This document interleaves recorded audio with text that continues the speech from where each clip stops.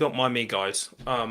This is not planned. I'm literally just testing out um, a second camera here, and I can't do that without actually going live to see what this really looks like. So, if there's a good number of you that end up jumping on, we can have a little chat. I can answer some questions. I can do whatever. But for the time being, I'm literally just testing a couple of things out. It is Saturday night. I thought that most people will probably be out and about chilling. I should be out and about chilling, but I'm working. I've still got a few things that I need to do this evening.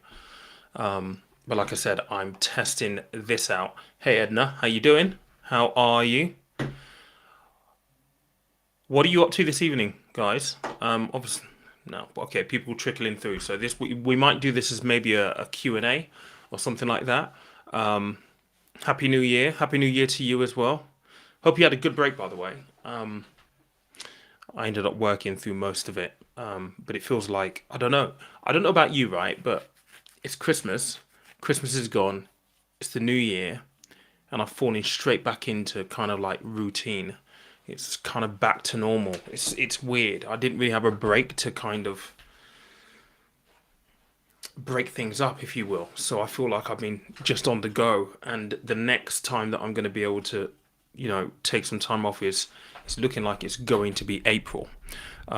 So it's all hands on deck until then, really. But yeah, what did you get up to, Edna? Let's have a look and see if all of this basically works. I think it does. Okay. This is good. Completing a portfolio for training. Okay, what are you going to be doing in the new career? What are you going to be doing? Because I know that you mentioned that I think you mentioned before that you were looking to move and do something different. Nice. Nice. Okay, because there are a few. Look, if you guys do have questions, pop them in the chat, and I'll see what ones I can get through. Yesterday, I did a bit of a breakdown on Tesla because training as a therapist for the new year. Okay, what kind of therapy are you going to be looking at practicing in? Yeah, I did a Tesla. Let me just come back central a little bit. This might be a little bit weird. Yeah, I did a Tesla breakdown yesterday, and one second, just get that. There we go. That's better. I did a Tesla breakdown yesterday because obviously Tesla's been in the news quite a bit. I've spoken a lot about Tesla on the channel here. I hold Tesla, obviously, and I guess because Tesla is Tesla, there's a lot of hyperbole, overreactions, obviously a lot of press that comes along with that as well. And I think this is to be expected. It's always been the case that there's an overreaction or there's an over movement in the markets when the Tesla share price goes up. We're seeing the same when it comes down as well. And I think that's purely because of a number of circumstances which I kind of alluded to yesterday. The first one of them is going to be Elon. Really, he's very very distracted by Twitter at the minute. And look, you know what? Can you blame him? He spent 44 billion quid of his own money. He's had to sell more Tesla shares to cover his positions in that acquisition. And so can you blame him for being solely focused on Twitter right now, a loss-making business?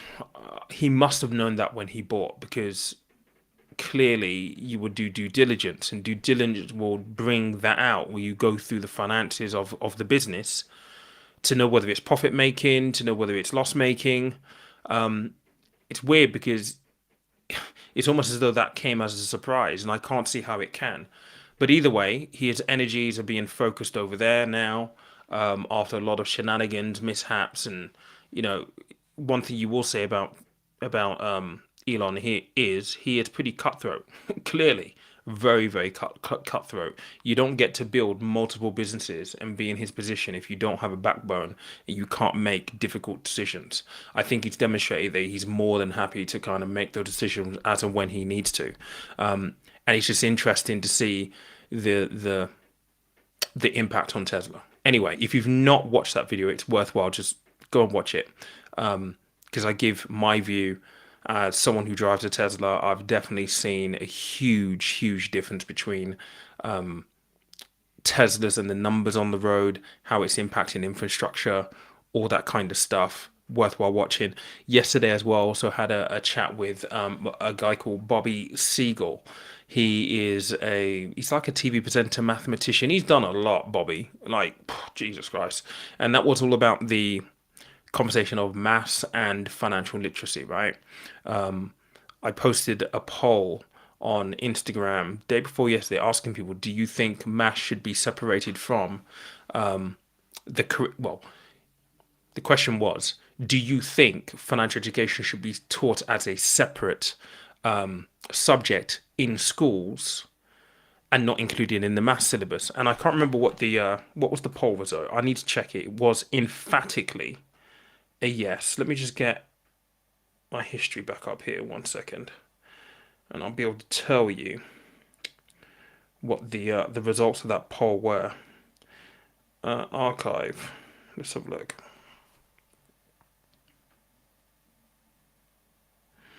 It was pretty emphatic. There we go.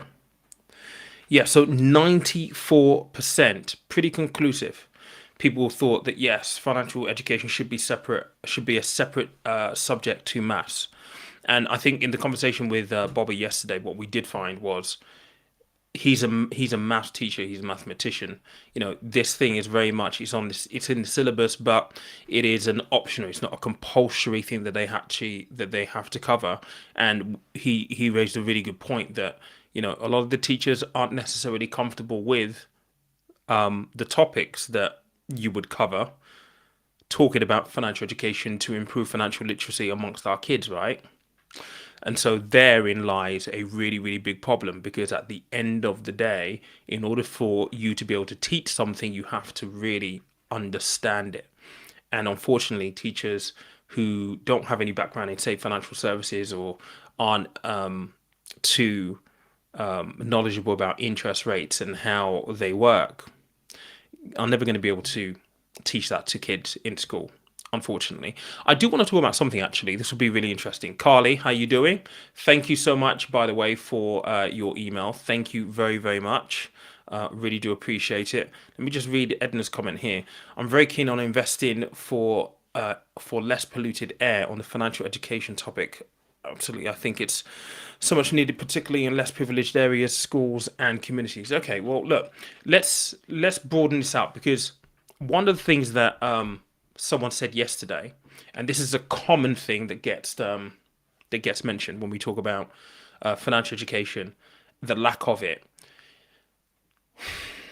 I'm going to be really controversial now, okay? And I'm doing this because I'm thinking from a number one experience within financial services, and I think that the theory inadvertently proves itself true because of circumstantial evidence, if that makes any sense. Let me explain. Anyway, look, there was a comment yesterday on one of the short that I posted. It said something to the effect of, the reason why we don't have financial education in school is because it doesn't profit big business for us to be educated on our financial decisions. I agree with that to a certain extent. I don't agree with it to another extent. Now, I don't agree with it mainly because if you think about it, and Bobby mentioned this yesterday, education was only put together because, they didn't want kids in coal mines, right? But if you think about it, the world today isn't the world that was, right? So back in the day, you had very, very simplistic financial instruments, right? You would have had less access to the stock market. there would be barely anybody trading or investing at the scale that we do today. Debt would have been not as used as much as it is today. Most of the financial decisions that we're making, so even like, getting on a property ladder, when did that really become popular? It became popular in more recent years, and that's with the advance in technology, the ability for people to earn more money as the economy grew. When you think about the earliest concepts of education, financial literacy would have been very, very different back then. It probably would have been, if you can budget, if you can budget well, you'll be okay, right? You'll be solid, because we didn't yet have all of these financial instruments. I mean, look, think about, if you've ever watched the movie, there are two. The Big Short is one of them. And if you've ever watched Margin Call, those two films right there, they talk about credit default swaps, CDOs, right? Really, really interesting concepts. These are the things that effectively caused the damage in, 2007, 2008, right? Credit default swaps. Go and watch The Big Short to get an understanding of that. It's a brilliant, brilliant film, right? But you've got to understand that a lot of the investment instruments that have made the markets what they are, as profitable as they are, were only invented literally in the last, I would say, 40, 50 years at a push. The world has moved on leaps and bounds in the last 5 decades. And so the point that I keep coming back to is, we have an old education system. We're stuck in an old system that isn't fit for the new world. And we need radical thinking to bring the system up to scratch. Now, you can definitely argue that it profits big business, and it has. And I do agree with that to a certain extent. Certainly when I look at my own experience working through financial services and having struggled with debt myself, 100%. It has profited big business, because what has happened is, as these financial instruments have evolved and become more popular, and people are starting to access, credit cards, it's become more lenient, easier for you to access these things. The banks have been the ones who have been entrusted with the responsibility to help people make the right decision. And unfortunately, I think it's a mistake to allow the banks, as they have been, to give people the ability to make the right decisions at the potential detriment of their bottom line. And I say this as someone who's worked in a retail bank, and I say this as someone who used to open student credit cards. And the main thing that was always said to make sure that you covered was, explain that they have to make the minimum payments. Not explain that, well, this is a credit card, by the way, so this £500 that we're giving you, you have to have a structured plan on how you're going to pay back the full £500. What we will do is we will charge you an interest rate. Okay, and every single month you're going to have to make payments. If you make the minimum payment, you're only paying the interest. You're still going to owe £500. So you need to think about how you're going to pay that back over a period of time. These are some options. This is how you might go about doing that. They didn't do that. They weren't required to. They were required to explain that the minimum payment was required, should be the minimum payment you make, because that is what, I guess, due diligence, customer care looked like back then. Very, very wrong, right? And I think that the banks have definitely, most definitely benefited in that guise. Do I think that the entire system is intentionally stacked against people? I don't. And that may sound controversial, but I will tell you that I don't, because I'm evident that it isn't. With my background, where I've come from, if the system was stacked against me, there will be no way that I would have been able to do a lot of the things that I've been able to do. And a lot of it has been through chance, good luck, a bit of mentorship, hard work, most definitely, ambition, most definitely. But some of it has been because of the fact that sometimes in life you've really got to do away with excuses. And I have to put it bluntly, you've got to do away with the excuses.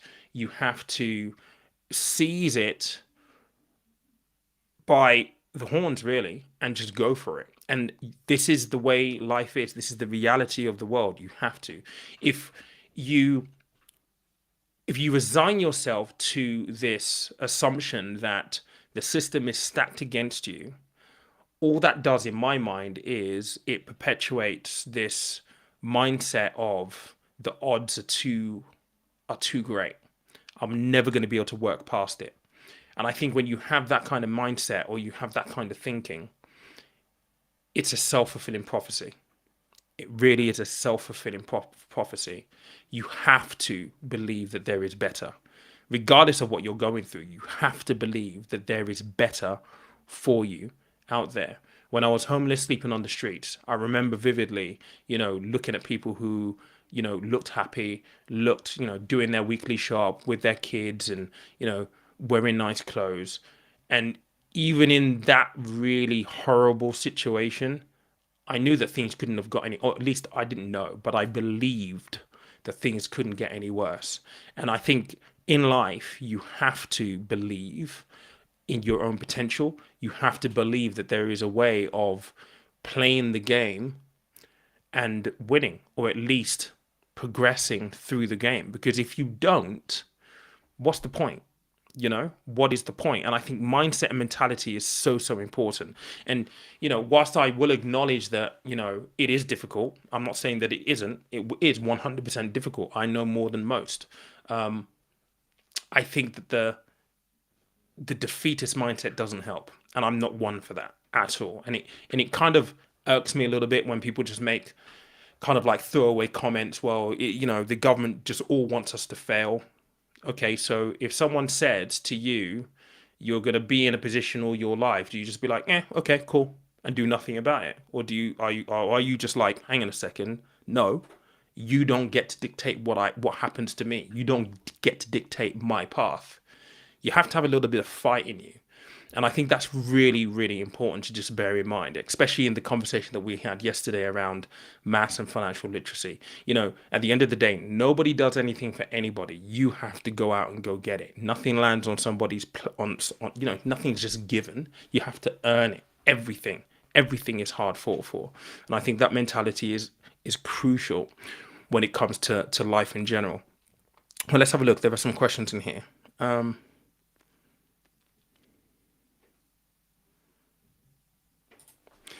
Right, there's a mortgage. Can you please explain the following? Inflation is at 10.7%. My mortgage rate is at 6. That means that I have a gain of 4.7% if I buy a house. Or I understand this wrong. Thank you. Okay, let me just get this right. That means that I have a gain of 4.7% if I buy a house. Paul, can you just rephrase this, mate? I'm not really sure what the question is here. Can you rephrase the question? So inflation is at 10.7%. Your mortgage rate is at 6%. So what kind of mortgage are you in? Are you in a fixed? Well, I assume you're not going to be in a fixed rate. You're probably on a standard variable rate, right? I don't understand where you're saying the gain of 4.7 has come in. Are you saying that your mortgage rate has gone up 4.7%? If I buy a house, or understand, or have I understood this wrong? Can you just rephrase, mate, and I'll come back to this. Cheers. Let's have a look at this one. On the contrary, big business to get more profitable with education, financial decisions made early by AI and chat GBP. What are you saying there? What are you saying there? Are you saying that big business will likely make more profits when there's better financial education? I mean, there is definitely an argument for that. I think that if there's better financial education, long term, business becomes more profitable for for the banks and for investment houses, because people won't be making decisions that they're likely to change that could end up costing them money. Can AI help with investment decisions? I think AI can definitely help you narrow down choices.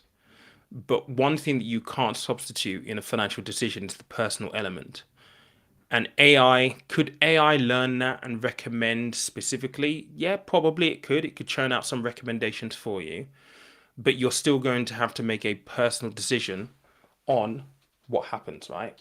Because at the end of the day, one of the things that you cannot legislate for in any kind of automated investment or artificial intelligence is the emotion that goes with money. And I say that, so let me just give you an example, right? So when I was advising, I would sit down with clients all the time where we've had a negative year, right? And this negative year might just be literally the last 12 months. So the last 12 months have come along. They're down, I don't know, minus 3% or something like that, right? Not a great deal down. They panic. They want to cash in the investment, but they've been invested for five good years, 7 years, good years, where actually when you look at it from a holistic point of view, they're up 40%, but they've had a 3% loss this year, and the loss is felt more than the 40% that they're up. You have to physically remind them to say, look, take a step back, chill for a second. Your net position after this 3% loss is 37%. Then it kind of makes sense. And that human psychology is what AI will never be able to get around. And so this leads to the question of how do you regulate? How do you control that emotive side? You're always going to have that. It will then be down to good information, and to a certain extent, regardless of, it will help definitely at the lower end of the market. When I say lower end of the market, for people who are looking to just maybe start investing, maybe with smaller portfolios. When you get into the much larger, portfolio sizes, when you start thinking you've got £500,000, you probably don't want AI making those decisions for you. You probably do want that human element. So I think that AI will definitely play a part in helping people make better decisions, but where you've got to think about that emotional, human side of things, you're going to have a human intervention in some way, shape, or form, just to give you comfort and that skill set, that personal touch. Have you ever looked into investing into metals such as gold? Yes, as a diversifier. Generally, yes. I mean, most of my portfolios have got those anyway. Most good portfolios will have that as part of the investment portfolio, because commodities like gold, platinum, silver, those kind of things are very, very good diversification tools, essentially. So, yeah. I don't hold physical gold though, and I don't hold exclusive gold ETFs. They're all bundled up in my general investment portfolios, because as my approach is, if you've been following me for a while, you know that my approach to investing is I have a core satellite approach. So most of my money will be in ETFs, funds, those kind of things. Then I've got my individual stocks around it, which will include Tesla, Walt Disney, Coca-Cola, and all those, and some other bits and pieces as well. Edna, what's Edna saying? Financial education helps us spend money differently, make different decisions, and invest differently, and it empowers people to make better informed choices. Yes, 100%. I mean, the stuff that I wish that I knew, when I was like 18, 19, Jesus Christ. And, there is a saying, you don't know what you don't know until you don't know it. And it's very, very true. You can think that you know a lot, but the minute you realize that you didn't know something, it's like, I mean, even now, there's stuff that I learn all the time that I'm like, okay, I didn't know that, and I didn't know that I didn't know it, and it's nice to know that I didn't know it, and up your skill level. It is constantly an evolving game of just trying to gain more understanding, more knowledge, so that you can apply it appropriately as well. It's always worthwhile remembering that as well. Let's have a look. So just saying here, yeah, bought a gold ring once. Listen, if you have any jewelry and stuff like that, those things that is valuable. It really, really is. Um, I'm just looking for Paul's. Let me just see if I can find Paul. And his question, whether he provided any clarification on this. He hasn't come back yet. Okay, let's have a look at this. Hello, I'm fairly young, plan to invest in an ISA for 20 to 30 years. I wanted to ask if you have any recommendations for ISA providers. Yes, so it depends on how you want to invest because there are different ways you can invest. So I'm going to assume that you don't want to do it on your own. You just want to outsource it. The two that I would probably go with will be either Wealthify or Money Farm. Those two are really, really good. They are slightly different. Money Farm has like an active management offering. So it means that where the markets are quite volatile right now, they will have like investment managers looking after your portfolio, trying to see if there's any opportunities that they can take advantage of. They'll rebalance, take risk off the table actively. They're really, really good for that. You can literally book a call with somebody via their app and you can speak to somebody at any given time. Wealthify have that latter customer service side to it, but it isn't an active managed portfolio. It's more kind of like a passive approach. So check out those two and see which one you kind of land on. So I would say have a look at those two first, and look at their pricing as well, because their pricing is slightly different too. So make sure that you're happy with the fees that you got to pay for it as well. Someone's saying here there's already AI enhanced ETFs and performance isn't amazing compared to regular market weighted. Still has a long way to go. I mean, yeah, I mean, look, AI is still very, very early doors. So I think, is it an investment opportunity? Yeah, 100%. But that doesn't mean go and plow a ton of money into it. And if you do have AI invested portfolios, I don't think any of the investment houses or providers would allow AI to run a portfolio at this stage. It needs to be tested. All of them have to go through risk management parameters. And if it hasn't got a track record, they will not do it because number one, it won't be compliant. And number two, from a liability point of view, they won't get covered. They all have to pay PI insurance basically. So that PI insurance is essentially if a piece of advice is wrong or if something happens and a customer complains and they have to be compensated, PI insurance generally pays out. They're not going to allow an AI to manage a portfolio if it hasn't got a good demonstrable track record that they can hang their coat on to say, look, we tested this extensively. So it is still very, very new at the moment, but there's, like you're saying there, there's still a long way to go before we start seeing fully AI managed portfolios of any kind. We're a long, long way from that.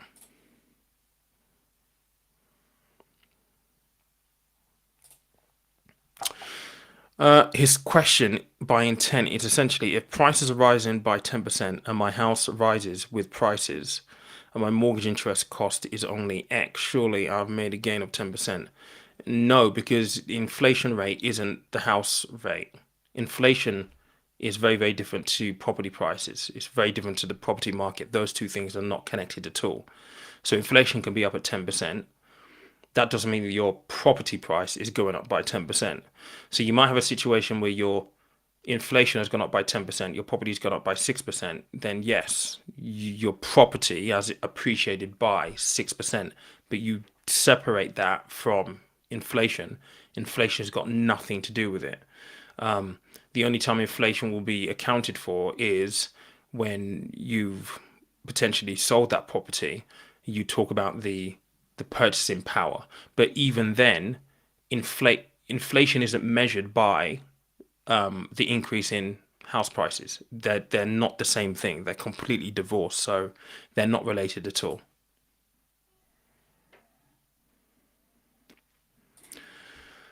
I'm hearing rumors that inflation this year could be much worse. What do you think? Is it possible? I mean, look, the main driver for energy prices last year was energy. Sorry, the main drivers for inflation last year was energy prices. From what we're seeing, wholesale prices of energy have fallen quite a bit. So if that continues to happen, what we should see is inflation start to come down. If you watch the forecast for the UK economy that I did earlier this week, I go through all of the inflation forecasts, what they think inflation is going to be, and I think from memory, they're forecasting that inflation will come down to 5.4% this by Q4 this year. That's the forecast.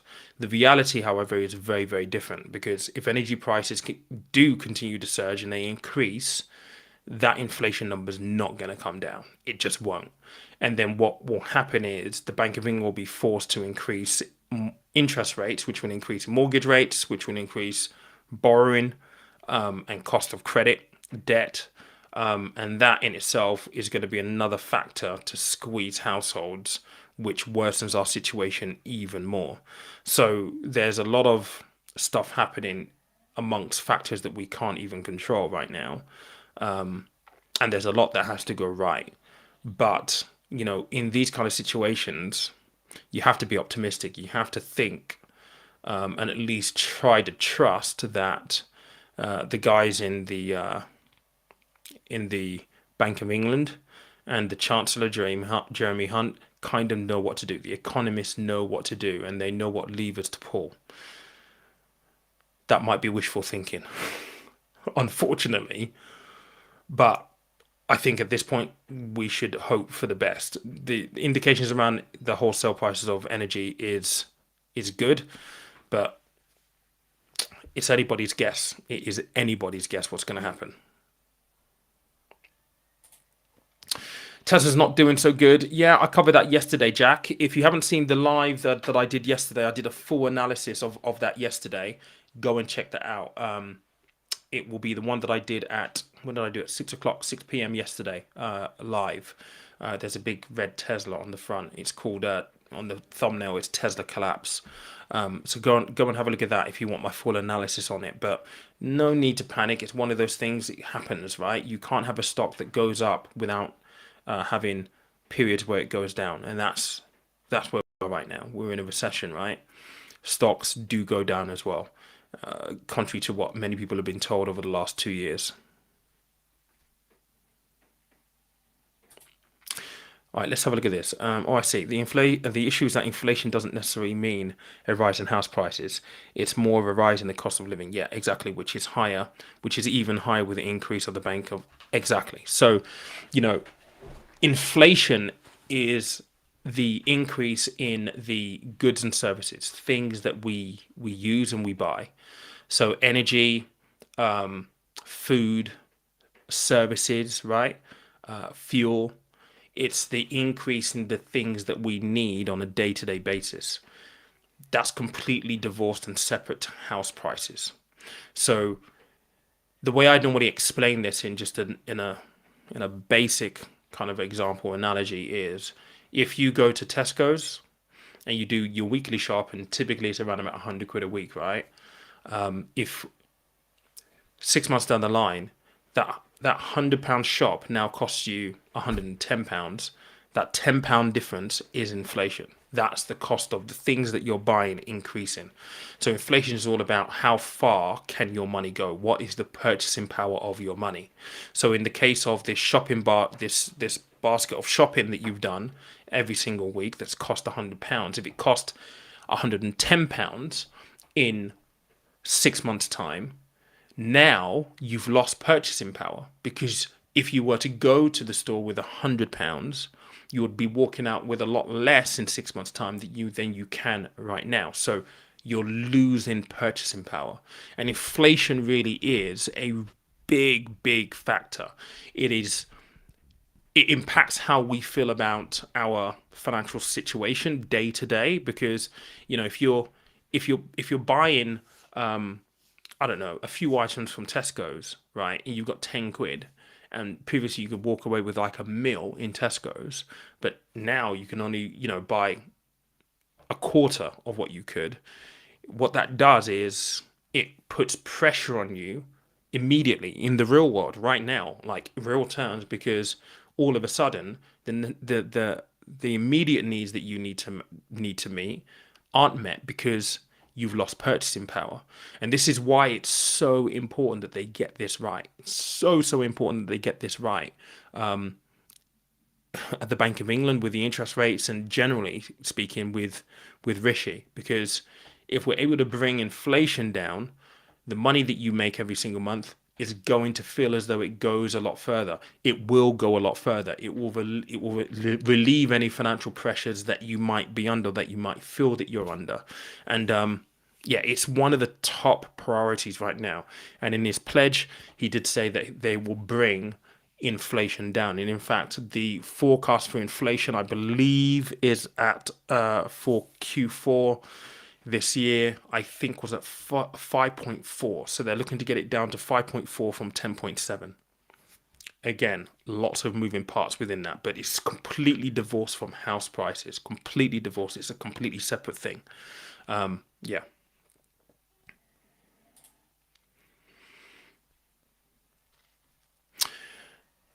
Just scanning here. Okay, let's have a look at Carly. I have 13k in an old work pension. I'm thinking to add it to my current work pension to keep the one pot, even though 13k is nominal. Thinking about eggs in one basket and government protection. Yes. The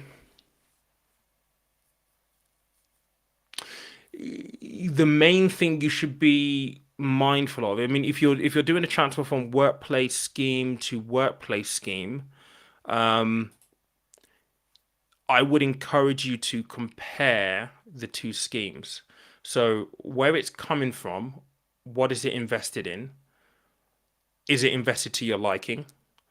What's the charging structure where it is right now? Because if you move it to your existing workplace, the question will be, can you get it invested in something similar or something to your liking? And is there going to be a difference in price? If it's more expensive, then that's just a simple question of, do you want to pay more? Are you comfortable paying more? You may say, actually, yes, I do, because ultimately now you've got it in one place and it's not two pots that you've got to try and manage separately. It can be a relatively easy equation. But if it's like significantly more expensive, then you might want to question it a little bit more. But there's nothing wrong with moving it into one place, but if it's more manageable for you, 100%. And you say 13 grand is nominal, but I know that you've still got quite a long way to go before retirement. What that can grow to is the, the potential is quite large. So nominal as it is right now, it could end up being pretty big in the future. So by all means.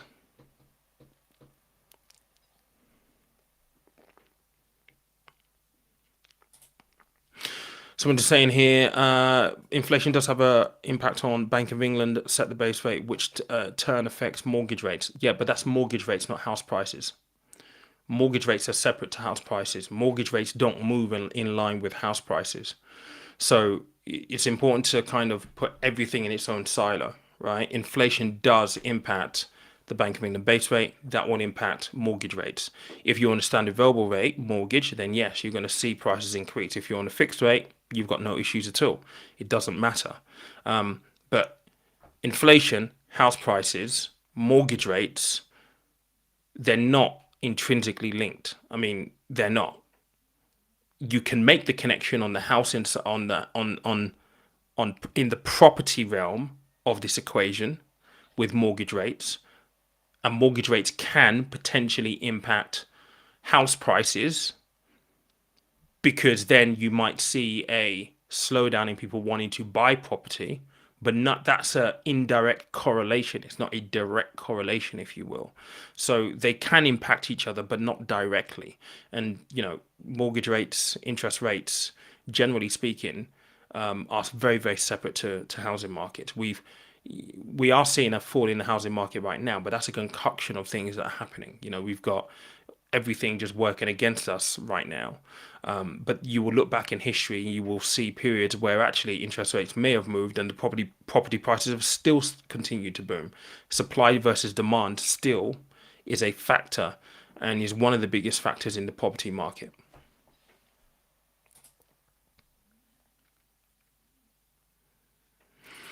Someone's saying here, OPEC reduced oil production outputs, and the result of the reopening of the China economy will also contribute to the spikes in demand and therefore higher inflation. That's true, but America has done deals with the EU and UK to provide oil.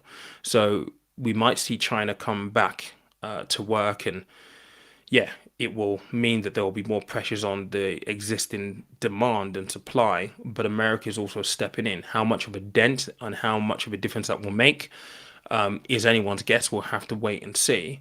But like I said, there are so many factors that are kind of outside of our control right now. A lot of things have to go right in order for all of this to come to what many would, I guess, deem to be an amenable solution. And that's not guaranteed. We could still be in for a very, very bumpy ride. I mean, they're already saying that this is going to be a recessionary year. It could go into 2024. We've got to make the best of the situation in front of us. The time of, market booms, low interest rates, that is gone. Like all of the excesses that people have indulged in, buying cars, spending all this money that they didn't really need to spend, you know, getting debt up to the eyeballs. Nope. All of that is not going to fly anymore, unfortunately. It's really time to take control of your own financial situation, your own financial destiny. And, we need to put on our big boy, big girl pants and, face up to the reality of the world right now.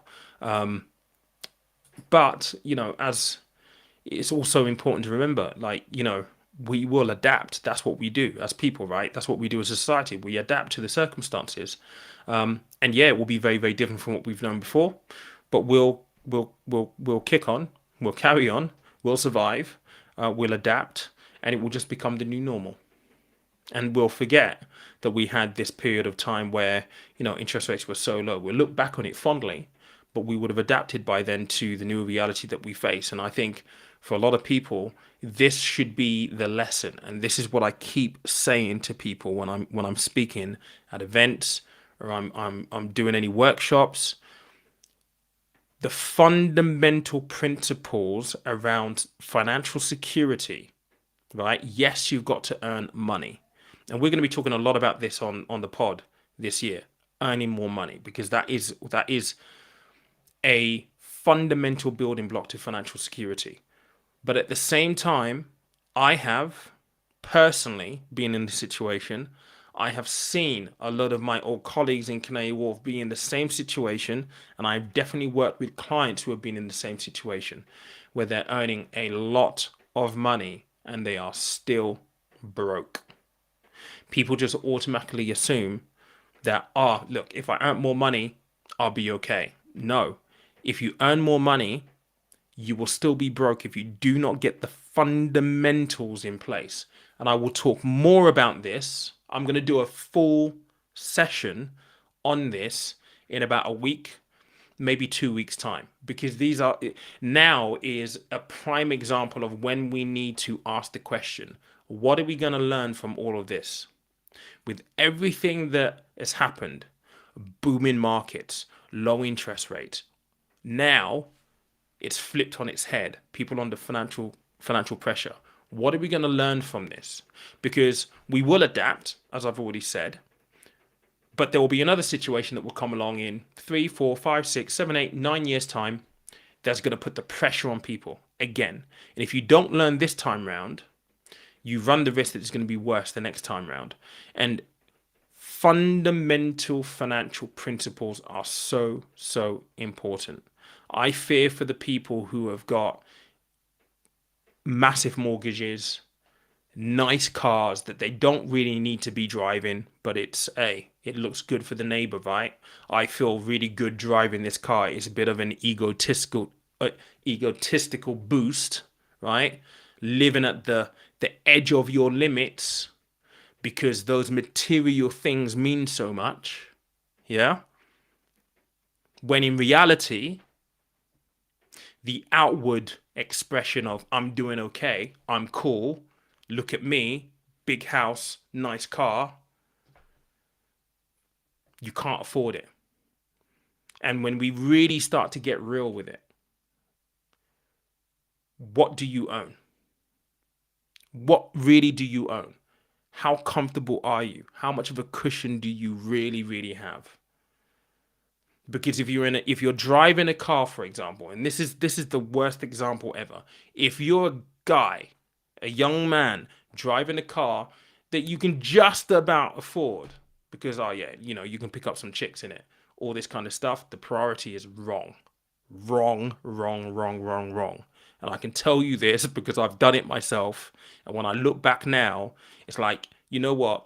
I bought that car, paying 600-700 quid for this. Actually, I could have done well with a £400 car, with a £300 car, and taken the extra money and just invested it. That would have been the smarter move. But I know what it's like. Peer pressure. You want to keep up appearances. We need to get out of that mindset. Social media doesn't help these days. But as like, man, listen, for young men right now, you need to be thinking actively, proactively. It's all about making sure that you're making those decisions right now. And this goes for the ladies too. You got to make those decisions. You got to make the correct decisions right now, because later on, you'll be thanking yourself, because that money that you didn't put into that car, which will devalue the minute you drive it off the forecourt, that the value could be wiped out if you crash it. This thing, you gotta plow fuel into it and blue into it. I had a very, very nice Audi once, and this thing, I was doing a lot of miles at the time. I was putting like 140 quid into this car every week. Add blue all the time. The service, the tires. Wow. And it's like I didn't need to have that size of an Audi. I could have got around in like maybe an A3 or an A1. An A1 would have been fine, but I went for the bigger one. It's the financial cost of it all, and particularly now where people are feeling squeezed, you got to think about where those pounds and pence are going. You have to. You got to think proactively about it. You really, really do. Someone's saying here, if I were to move my free trade stocks and shares, will my current stock holdings move accordingly, or do I need to sell and rebuy through the new ISA provider? PS, love your uploads. Good question. You cannot move ISAs. It depends who you move to. Well, you can move ISAs, but if you've got it built in free trade, it depends what you're in. Because I don't know how you've invested. I don't know whether you've got individual stocks or whether you've got ETFs and index funds with free trade. It is very, very possible that you may need to sell down and rebuy. But in this market, should you? Probably not. I mean, if you've got to sell down all of your investments, all of your holdings, you're effectively going to be cashing in a loss just to go put it with another provider where you're going to rebuy the same thing. Makes no sense at all. So whilst the markets are down, I would just sit tight and just leave it, because if you're down, it's only down on paper right now. The minute you sell it down to move it, and again with that, you also need to bear in mind that if you do sell it, so I haven't got the iPad linked up. I will draw this out for you. But let's just say, for example, you've got 20k, right? The tax year runs April the 6th to April the 5th, April the 6th to April the 5th each year, right? So let's just say this tax year, let's just say you've paid in the full 20k, right, in free trade, and you sell down all of your investments to move it to, say, trading 212. That's it. You're done out. You're out of the game for this tax year, because once you sell it down, and take that money out and transfer it over, you can't pay it back in. So you just need to be mindful of that. If I were you, I would just stay put. Don't complicate things at all. Maybe you consider a ISA transfer. You could do that, but you need to speak to the person that you're looking to end up with ultimately, and then see whether they have something comparable to where you are right now for it to be transferred into, so it's invested in a similar manner. You will. It's very, very unlikely you're going to get an exact match.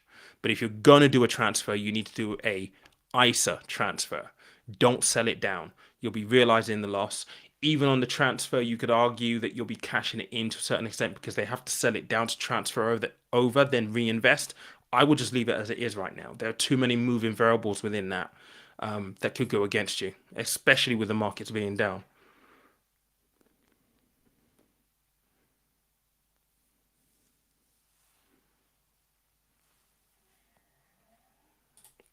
This is a good question. Doesn't inflation come down over time by itself because it's a rate of change? How can we be sure that politicians are actually doing anything to lower inflation? They are. I mean, they can't just sit on their laurels. That's what the Bank of England is there to do. Inflation doesn't necessarily come down on its own. If left, it's constantly monitored to make sure that it doesn't run rampant. Unfortunately, it has run rampant now due to energy prices being the main driver, but that's not something that we could control. We can't manipulate the wholesale market. Um, that's just something we can't do. The price on the wholesale market is the price on the wholesale market. Nobody really, government doesn't control that, and so it's closely monitored all the time to make sure that it stays at a target level. And they use things like interest rates, money supply to control that, because when you have too much money in the economy, let's just say everyone had £1 million in their bank account right now, right? There is no way you're going down to Tesco's to buy a loaf of bread for £2. No way. If everyone had £1 million, that loaf of bread is probably going to be something like, I don't know, freaking £100, because everybody has the same amount of money. So with a huge influx of cash into the economy, prices are going to move up, and energy prices did move it. But also, what did we do during COVID? We printed a ton of money, which increased the money supply, which has also aggravated the inflation rate. But the politicians just can't sit there and do nothing. They have to move levers. It doesn't benefit anybody, even political parties, to just let inflation run riot.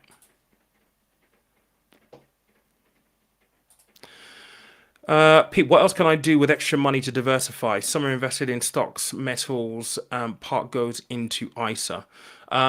Okay, so when you say diversify isn't necessarily accounts that you put it in.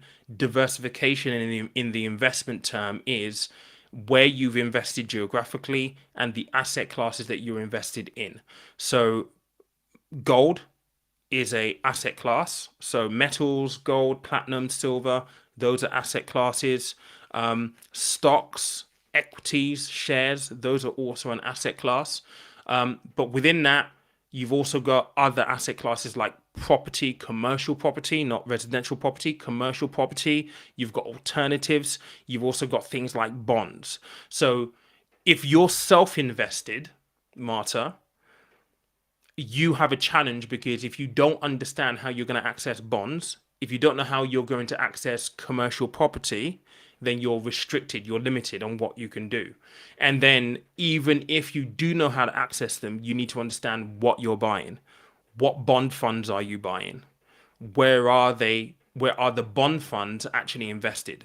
What do the bond funds include? Because even when you start looking at bonds, you've got corporate bonds, you've got government bonds. And then within corporate bonds, you've got investment grade bonds, you've got junk bonds.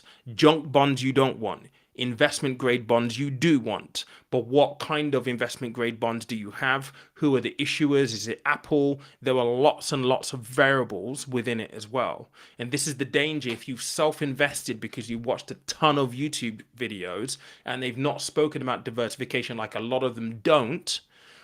If you're finding this out now, you might think, oh my God, wow, I didn't know that.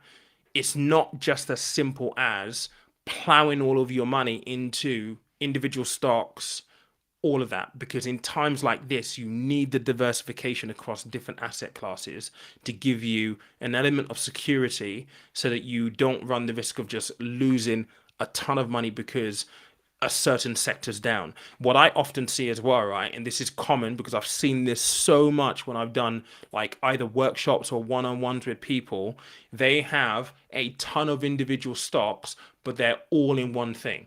And the most common sector that I've seen over the last 12 months or so is tech. Everyone's got Tesla, everyone's got Amazon, everyone's got Facebook, Google, you name it in the tech arena. Everyone's got those stocks. They have not even bothered to think about buying Coca-Cola or banks or construction or any of those sectors. Everything's been in tech because tech has been the hype. Everyone's been making YouTube videos about Palantir and Politan and all these other companies with total disregard for the importance of proper asset allocation and diversification. This is where everyone who doesn't know what they're talking about gets, this is where they get their pants pulled down, unfortunately. And all of those channels are not, a lot of them are making stock picking videos anymore. And as much as I try to scream I don't like calling accounts out, but this is where you need to be very, very discerning, very, very discerning over who you're listening to. And I know that it sounds boring with me saying diversification and asset allocation, but you need to understand what those things are, especially if you are picking your own stocks and you're running your own portfolio. You have to understand what those things are. And so, diversification is more than just putting it into an ISA, buying metals, buying gold, buying platinum. You need to have a look at your entire portfolio. So let's just say, for example, you haven't got any bonds, you haven't got any commercial property. What I'll be encouraging you to do, Marta, is have a look at what stocks you have, what companies you're currently holding, and look at the sector that they're held in. If you have, let's just say, a portfolio of, say, 15 companies, right? And 10 of them are in tech, you're overexposed to tech. You need to try and balance that out with other industries. So what are the other industries that are doing well right now? Financials, banks will be doing really, really well right now because guess what? Interest rates are going up, which means they make more money on loans, they make more money on mortgages, they make more money on lending. Energy is another sector that will be doing quite well right now because why? They are making a shed load of profit, as we've seen throughout last year with the profits that have been posted, right? That's the benefit of diversification. Over the past 2 years, and I will harp on about this because this is really, really important. Over the past 2 years, people have been talking about the sexy stuff.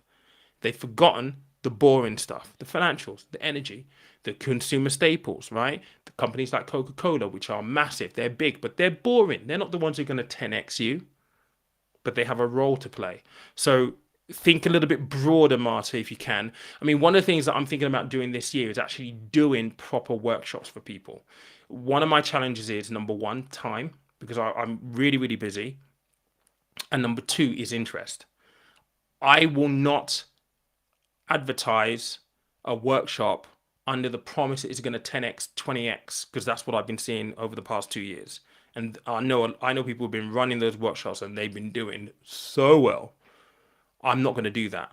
If I do that kind of workshop, it's just going to be the reality of how things are. And the trouble with a workshop is, in a workshop, I have to be really, really general. I have to be general anyway. If I'm working one-on-one with people, I can get more into the nitty-gritty because I can actually say, right, okay, this is your portfolio. That's a red flag. That's a red flag. This needs to be addressed. This is how you might go about doing that. In a workshop setting, I have to be more general in my response because I can't get into the nitty-gritty.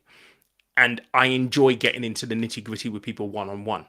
But I don't know. If there is interest, I might run a poll on this on Instagram maybe. If there is interest for me to do workshops where we talk about this kind of stuff in more depth and I can bring a ton of experts on board, then I will run them. But they take a lot of time and effort to be able to put on, to plan.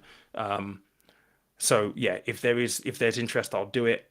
But yeah, we'll have to see. We'll have to see what the appetite is. Any chance we might see the pound recover in 2023? The forecast is that the pound is going to it's going to take a little bit of a hit according to the forecast. So I wouldn't necessarily. It depends on the main currency that you're comparing over is against the USD. That's the real one.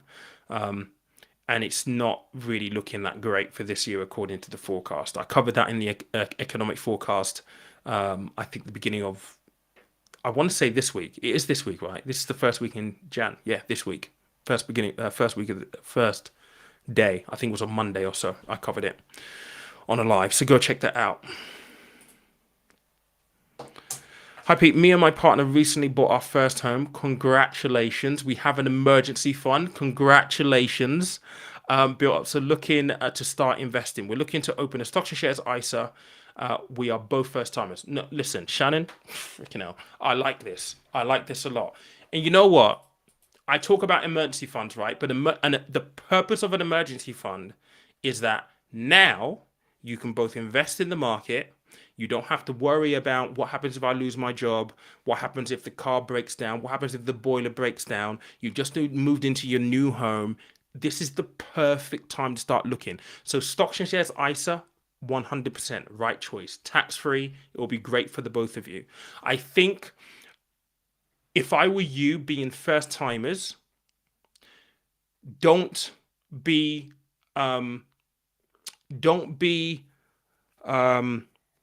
I want to put this in a really diplomatic way.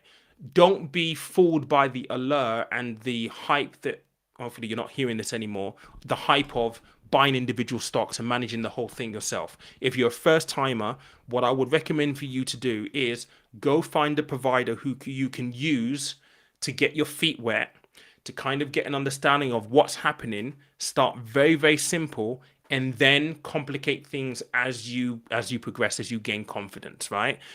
You may be of the opinion that you just work and you don't want to be looking at, what stocks you hold and managing and, monitoring and looking at the markets and deciding whether you need to sell, buy, or whatever it is under your management regime. If you don't want to do any of that, then just go pick a provider. Wealthify, Money Farm, there's lots of them out there. You can set it up, send them the money, they deal with all of it for you. Yes, you got to pay the extra fees.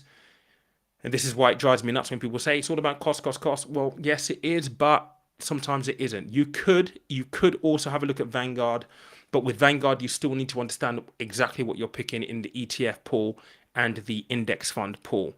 I do help people set up for the first time, but it's just time commitment to be able to do so. So, go and have a look at Vanguard, but you need to understand what you're picking, or just have a look at someone like Wealthify or Money Farm. But I like this because you're taking those first steps and you're doing it from a really, really solid foundation. You've just bought a home. You've got an emergency fund. You're going to be able to invest knowing that you're not going to need to touch the money that you're going to be potentially putting into the market. And that is the best start that anybody can have on the journey.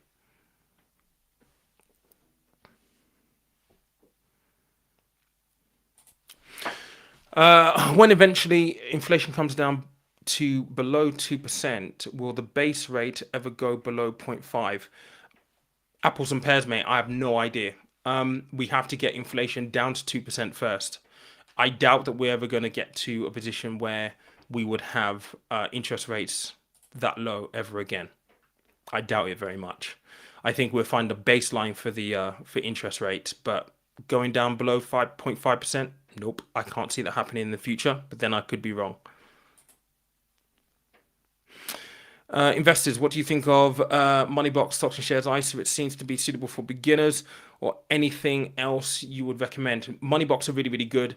The one feature that they have that is great, especially if you're just starting out and you want to kind of start slowly, is the roundup feature. Is very, very good. When you're rounding up your transactions into a Stocks and Shares ISA, they're the only ones that have that feature that I'm aware of. Wealthify don't have it, Money Farm don't have it, neither do Plum or Nutmeg. So yeah, they'll be very, very good for that. But the roundup feature is great. It helped one of my mates get into the investing habit, probably about 4 years ago. And yeah, it's a good jumping off point.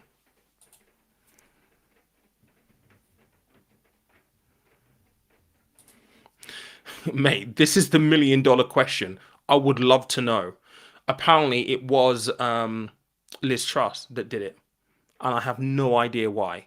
This is this is an example of a decision being made that comes back to bite you in the ass, because every other country in Europe has sufficient and ample storage for natural gas. And this is the madness, right? So this is the madness that happens. So we produce our own gas, right? And what we do is we sell it to France, right? We sell it to France.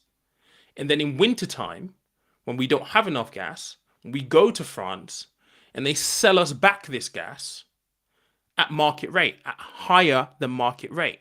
It's mad. Whereas if we just had the storage capacity, we could just store it, hold it back, have it in reserve, use it in the winter.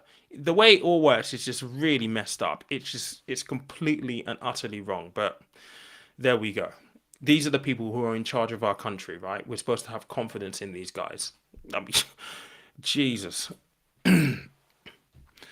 Shannon, let's have a look. It depends on the level of experience, your risk tolerance, your ability to learn. Only you can know if the account is suitable for your needs. But look around and compare 100%.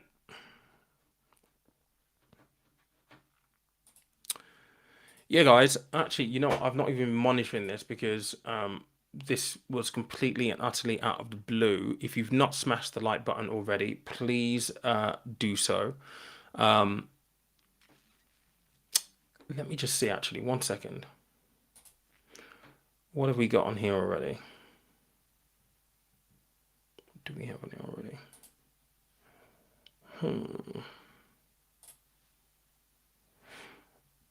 Something I've got to change as well. I'll tell you what, I did not think this through at all. Right, we got 29 likes. Can we get that up to 40, please? That would be really, really great. Right, okay, let's have a look. I'm going to take a few more. And then, okay.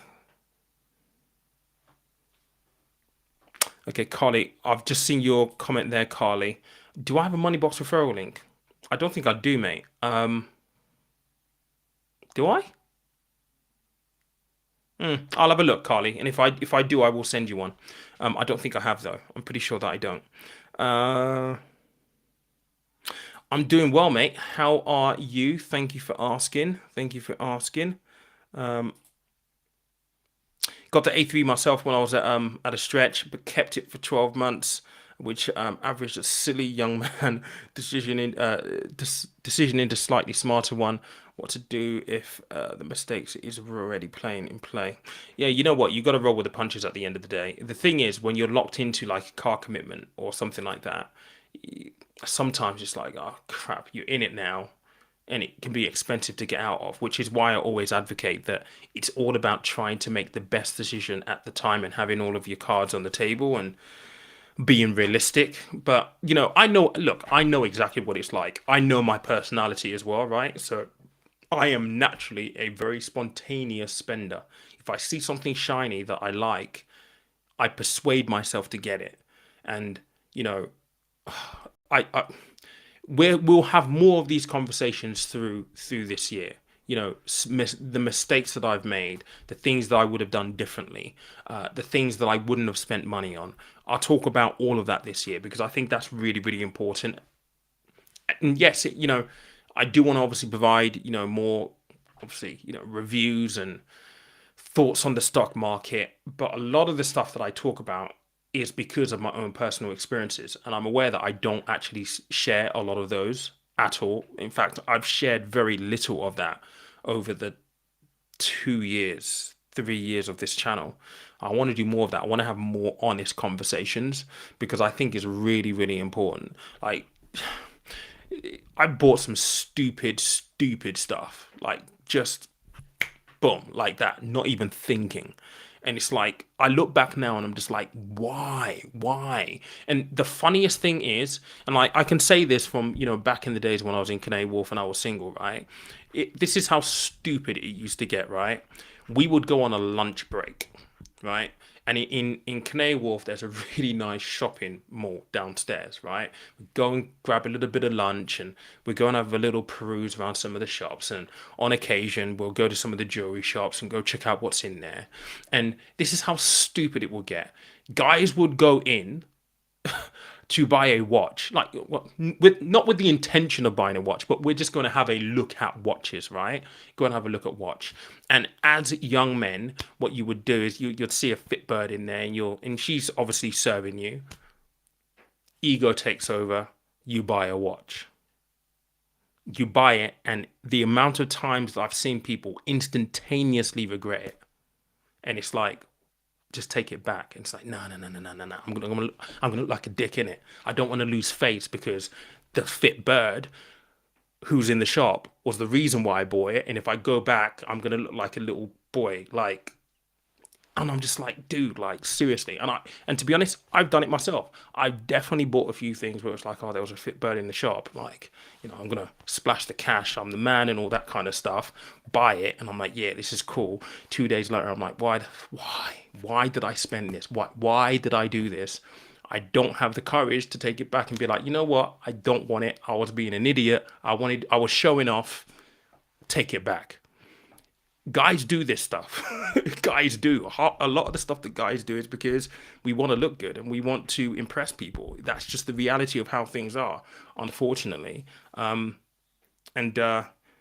yeah, it's nuts. It's crazy. And then when you put the worst combination is when you put guys who make a lot of money around alcohol and women. That's bad. That's just really, really bad. Especially in a place like Canary Wharf. I've seen some shit. Like, seriously, it's bonkers. Anyway, those are stories for another time, perhaps. Where was I? Yeah, someone said you can transfer with free trade, but again, with this, just be careful. Like I said, you know, if you transfer and it still needs to be sold down in a down market, you need to be 100% sure that that's what you want to do. So just be careful. Like, really be careful and just really think it through.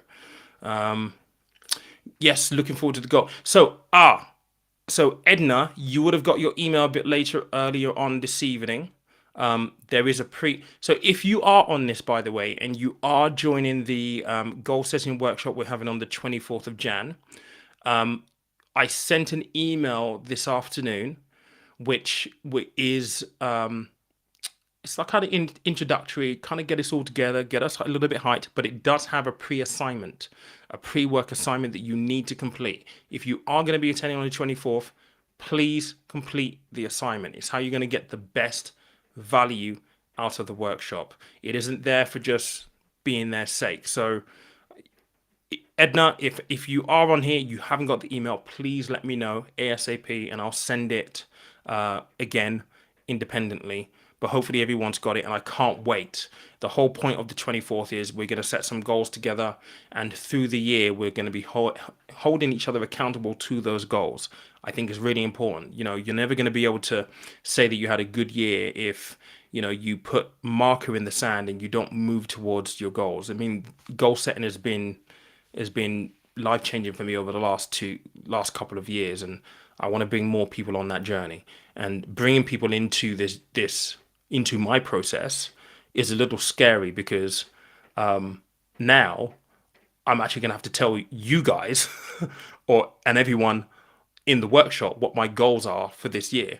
And it's already stressful enough when I keep myself accountable to goals, let alone 25 people who have joined the workshop and whoever else joins our accountability circle.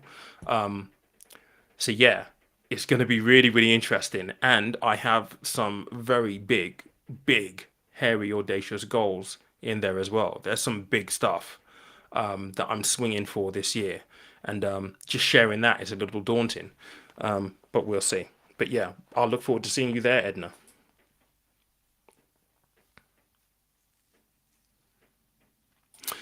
I've got 96% in WRL. Is that a bad thing, or should I be looking more at individual stocks? What's your thoughts, Pete?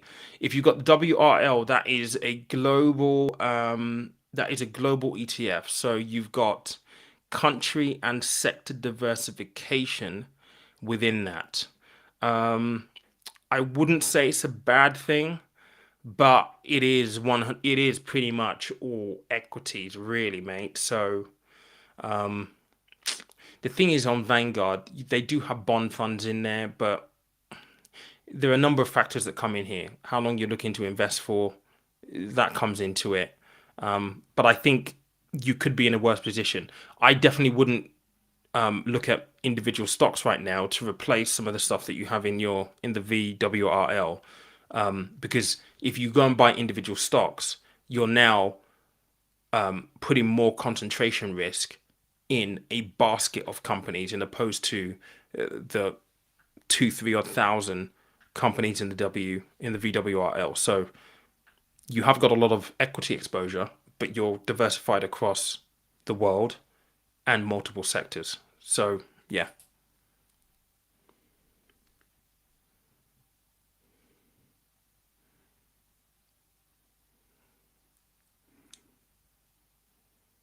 I like this. I like this. Hi Pete, lucky old me won a lot of money. I've decided to go ahead with advice from Schroders. They're going to organize our ISA accounts, and would you say buying property is a good idea? Hey, listen, you know what? I have friends who work for Schroders.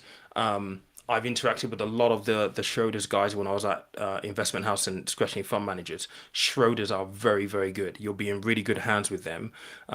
People will say they're quite pricey, but the level of expertise and the level of options that you'll have access to are going to be way superior than if you try to do it yourself. You cannot do what Schroders will do for you on your own, because the instruments they can access for you, depending on how much money you want as well, they may actually bring in other expertise into the fray that will really, really benefit you. So yeah, they're a great shot, really, really good company. Buying property,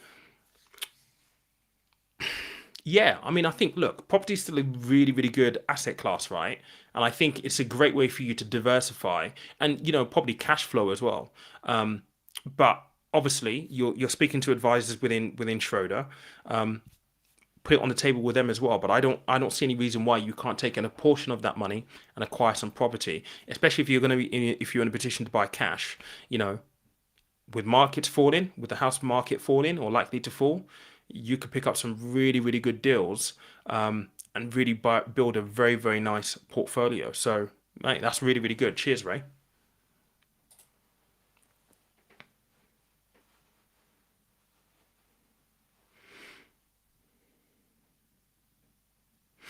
Let's have a look at this. Hi, Pete. I'm new to investing in, but does the stocks and shares ISA offer the same level of diversification as Vanguard? Yes, they will. Because it doesn't matter who you use. If you're using a provider, they are building diversified portfolios. So diversification is one of the key principles that they will have to achieve when they build a portfolio for their customers. They can't just go and put all of the money into Google or Facebook or Tesla. They have to diversify it across a number of sectors and countries. So it will be as diversified as Vanguard for sure, depending on who you basically choose. Yeah, all of them will have investment committees, and they will monitor that and track that all the time. Awesome, good. You've got the email. All right, okay. Let's use this as the last one. I opened AJ Bell account, but I have not started investing. My question is, do you think it's better to start first time with NatWest instead of AJ Bell, since NatWest has some good ISA offers? Um, I used to work for NatWest, and back then they had financial advisors. I don't know if they have them anymore. The thing is, if you go with NatWest, you're going to have a very limited line of options. So they may only have like 3 or 4 options for you.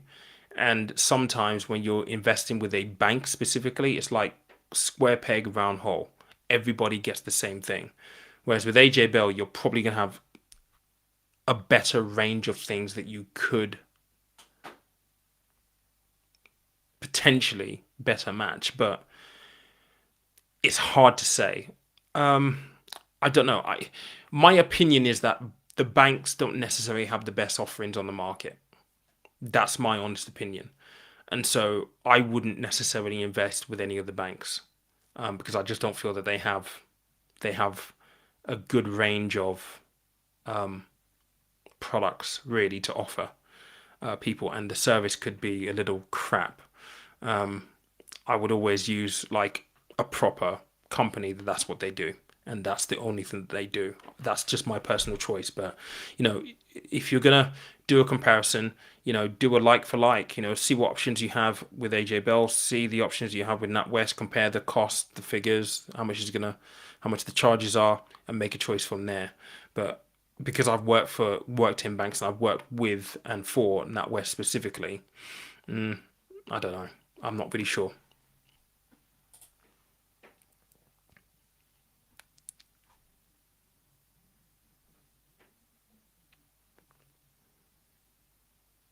Okay, I need to answer this one. No, no, no, no, no, no, no.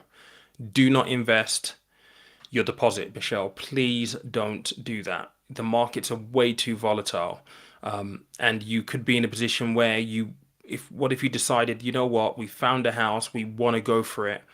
You go and access your deposit, and then markets are down, and you've lost 2, 3K. It's not worth it, mate. I know that everyone would be saying that inflation's eating away at the money and low interest rates. I would rather take the inflation hit and the low interest rate hit than put it in the markets, and then potentially it's down 6, 7% within a very, very quick period of time.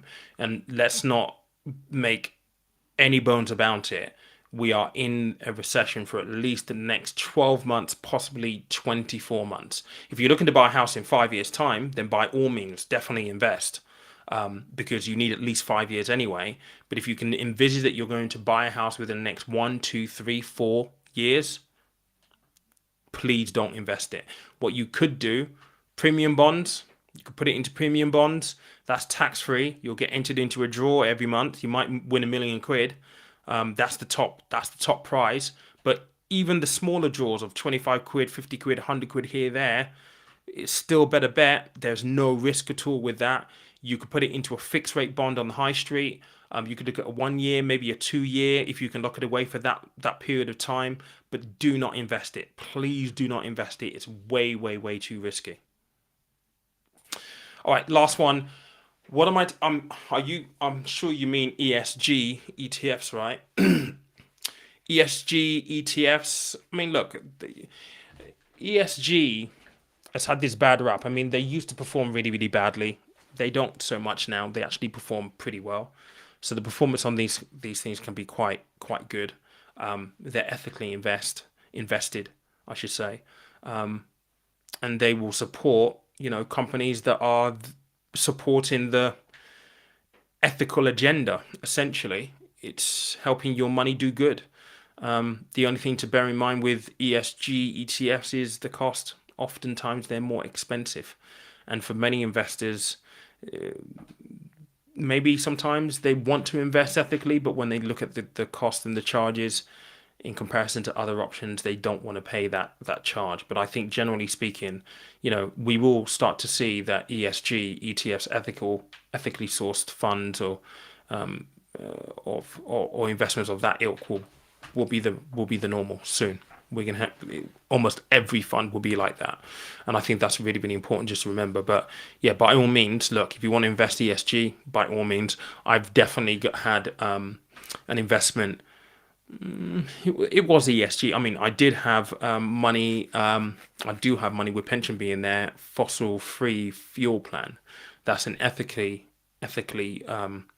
driven fund. So, and that's performed really, really well. Really, really, really, really well.